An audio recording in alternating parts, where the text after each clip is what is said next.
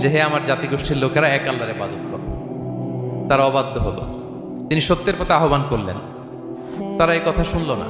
একটার পর একটা আল্লাহর পায়গাম আসে, তারা অবাধ্য হয়, তারা আল্লাহ তাআলার আদেশকে মানে না। সবশেষে সামুদ গোত্র, তারা আবার খুব শক্তিশালী ছিল। তারা পাহাড় কেটে আর্কিটেকচার করে ডিজাইন করে কিভাবে আবাসন তৈরি করতে হয়, পাহাড়ি এলাকায় মাউন্টেইন এলাকায় কিভাবে আবাসন তৈরি করতে হয় এটার ব্যাপারে এক্সপার্ট ছিল।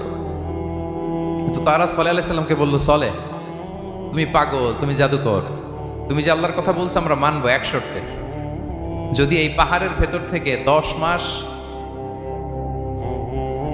গর্ভধারিণী একটা উট যদি বের করে আনতে পারো, এমন একটা শি ক্যামেল উট যদি বের করে আনতে পারো, যেই উটের পেটের ভেতরে একটা বাচ্চা থাকবে এবং ওটটা পাহাড় থেকে বের হয়েই বাচ্চা ভূমিষ্ঠ করবে, এরপরে উটের দুধ যেন আমরা খেতে পারি, তুমি যদি এটা দেখাইতে পারো তাহলে বুঝবো তুমি সত্য নবী।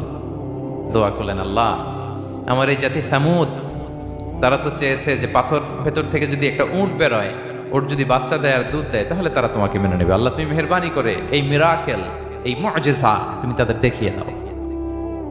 আল্লাহ তাআলা দোয়া কবুল করলেন। হাজার হাজার মানুষের সামনে চাক্ষুষ দিবালোকের মুহূর্তে পাথর ভেঙে একটা উট বেরিয়ে এলো বিশাল আকৃতির,